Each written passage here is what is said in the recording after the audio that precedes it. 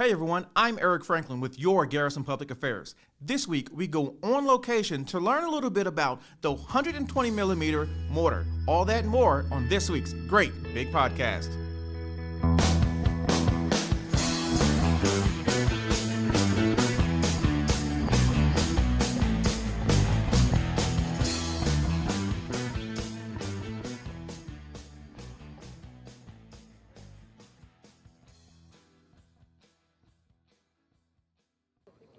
I'm Lieutenant Shirley Jones, 3rd Armored Corps Public Affairs, and I'm out here today with... I'm Sergeant Raycheck of the 6th Comanche Troop.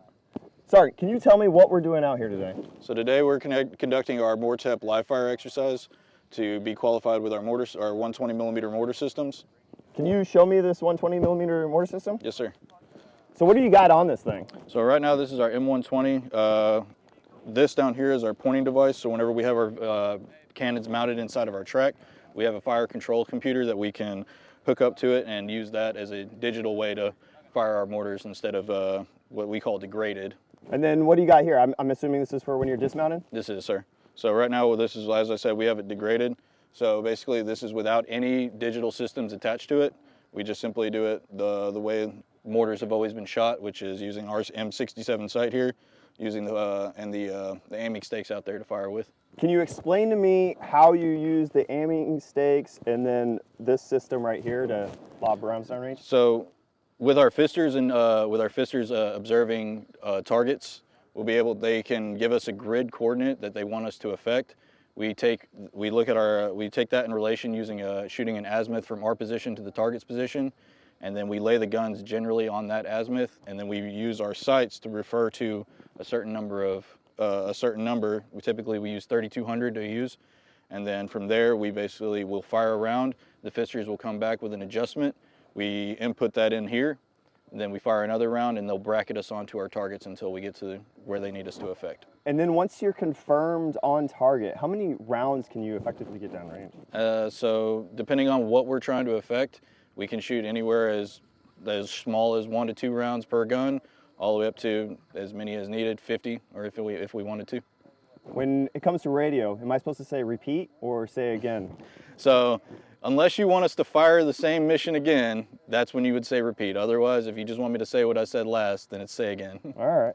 Can you show me one of these rounds that you got over here? Yes, sir, I can. I see 2 different piles. What do we got going on here? So over here we have our training rounds, the FRPC, and then these are our 120mm white phosphorus rounds, which will create the smoke. Am I good to pick this up? Yes, sir.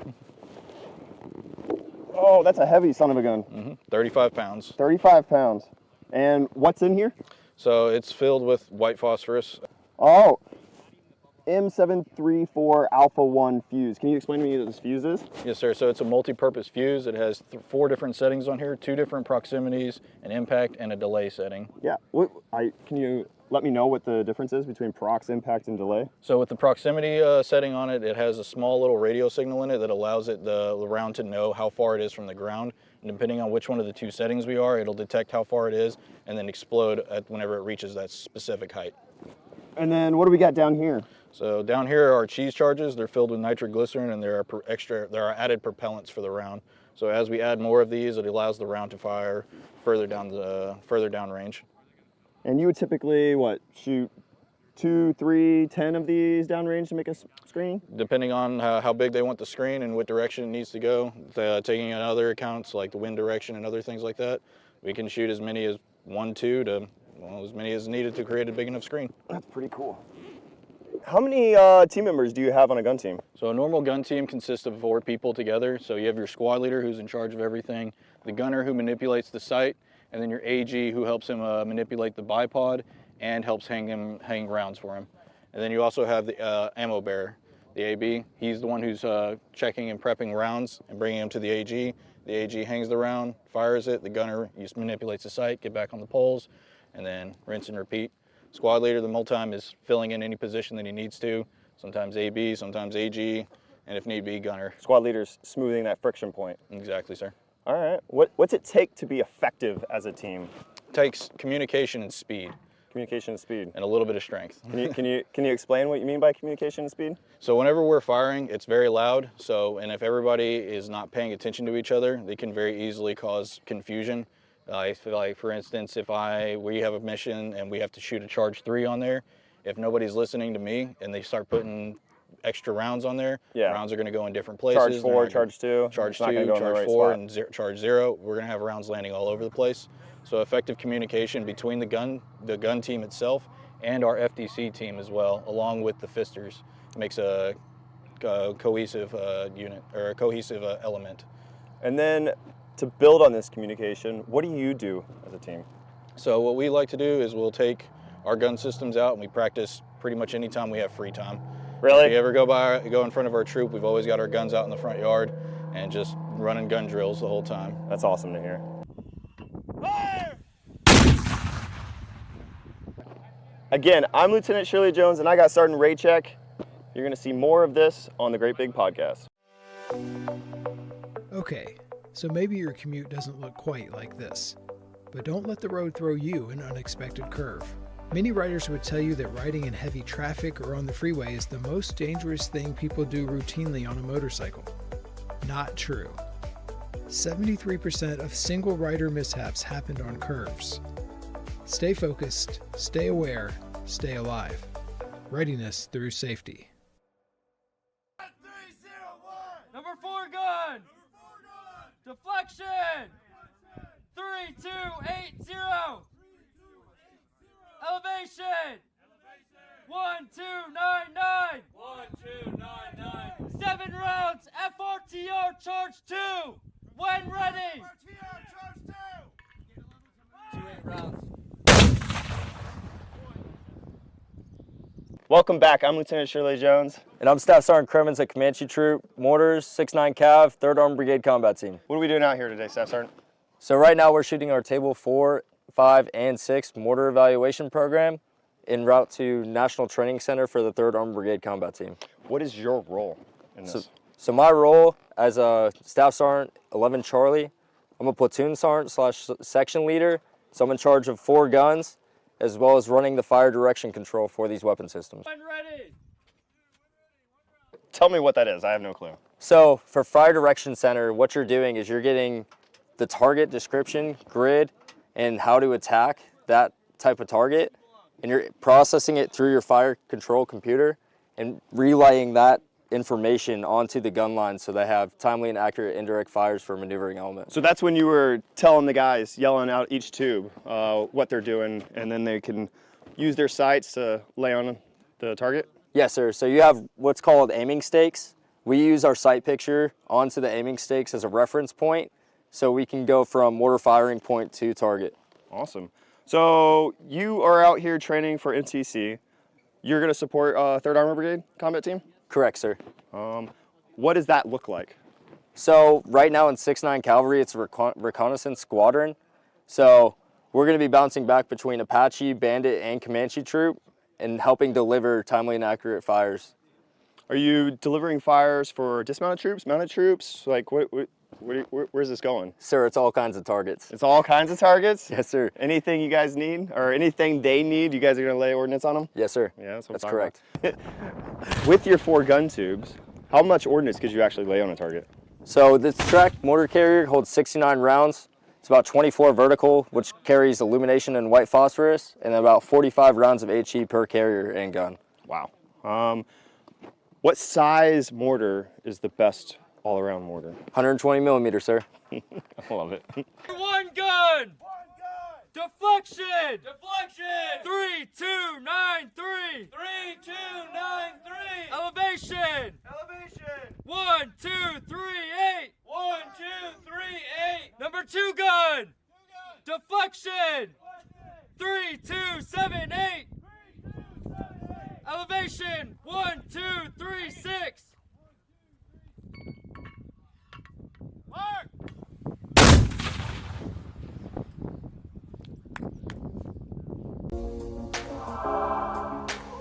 Some mishaps are easy to predict and avoid.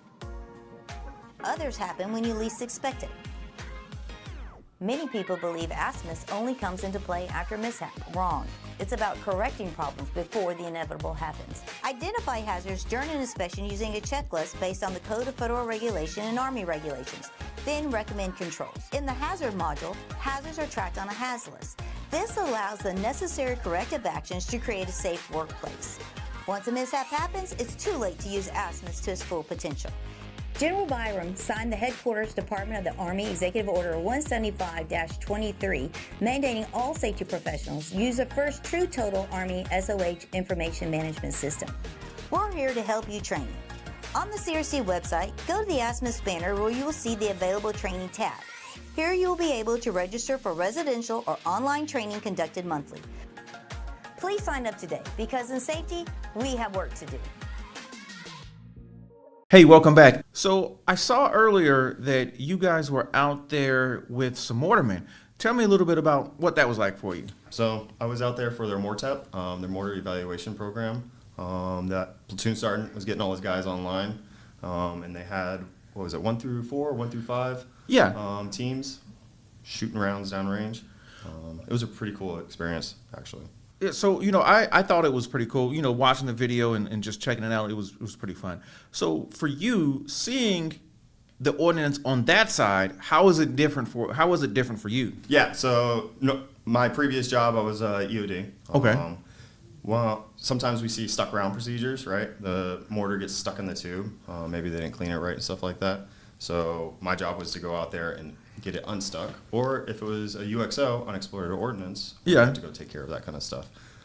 This time, I was there watching the guys launch the mortars, lob them out of the tubes, and working as a team, right? Yeah. The 4 or 5 guys taking orders from the platoon sergeant, and then setting up the site, and then lobbing rounds downrange and hearing the impacts was pretty cool. Yeah, it looked like it was fun. So, you mentioned something that's important, and I think it's important not just here on Fort Cavazos, but across the Army teams. How important is it to make sure that you and your team, or for you, how important is it for you and your team to be able to work together, to everyone know each other's job? Because I think when I was watching the video, that was one of the things. It was like, my assistant knows my job and can jump in and work anywhere within the team. How important is that? Well, how important do you think that is? Teamwork is always important, right? To be able to effectively and efficiently get those rounds downrange, you have to train as a team, you have to work as a team, you have to get to know your team, right? Know each other's strengths and weaknesses, be able to fill in the gaps, smooth the friction points. And even in EOD, we were in a 3-man team, right? You get to know your guys. Yeah. And you train with them. You practice, you rehearse, and then when it comes down to actually taking care of a UXO, everybody knows what to do. It's just that. Okay. You get it done. And then you saw that with the Apache, Bandit, and Charlie troop. Those guys were working hard to get those rounds downrange. Okay. So I know that was one of the biggest things that you've done so far since you've been here. What else have you done since you've been able to be up here in 3rd Armored Corps? And since you've been starting to make your transition to leave, not necessarily leave EOD, but kind of do something else for a little while. So other things that I've gotten to do, we went out with the Paladin range. That was a great time. Big rounds going down range again. Now we had the 120s. I've been out with a couple of the infantry guys. Okay. Running out of Bradleys, watching them do live fire, recording it, seeing them work as a team too. Then I've gone out to a bunch of the guys and done PT with them. Okay. Recorded them. So, and then with that, for you being a NCO a soldier transition to an NCO, transition to an officer, and then seeing your one specialty, seeing the explosive ordnance disposal side of the Army, which is the same Army, but it's just you guys operate just a little bit different than the regular Army. Being able to see it at this level, to see like, okay, well, this is what they're doing, and actually get the bigger overview. How has that been for you over this past 6 months or so? Yeah, I mean, when I was a soldier, an EOD soldier, and then EOD team leader, I was hyper-focused into doing my job in order to enable freedom of maneuver for other forces. I have taken a step back, and I can see how everybody works together, especially for this LISCO fight. Yeah. Right? You have long-range capabilities that I would never see. I did see it actually in 2019. We had mortars on our COP, but yeah. Other than that, you're taking a step back and you're seeing a whole picture instead of being hyper-focused into your one specialty. Didn't really get that much when I was at E6, right? I was here at 3rd Armored Corps. I can see a whole division, right? Yeah. Maps, everybody's working together for our warfighters. People are in sync, making sure that they train to the best of their abilities when the nation needs us. Okay. Well, that's all we have for this episode. We look forward to bringing you a next one next week. So until then, bye.